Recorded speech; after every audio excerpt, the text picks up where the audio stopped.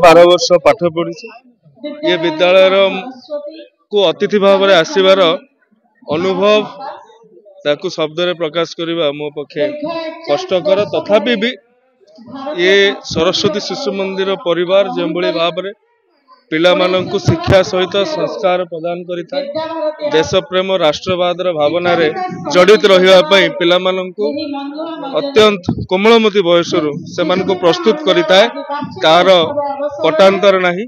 एही अवसर रे मोर समस्त गुरुजी गुरुमा प्रधान आचार्य जो मानकर आशीर्वाद कारणरू जो मानकर शिक्षा दीक्षा कारणरू मु आज ए स्थान रे पहुंची पारछि समस्त को मुंड नहीं प्रणिपात करछि। धन्यवाद।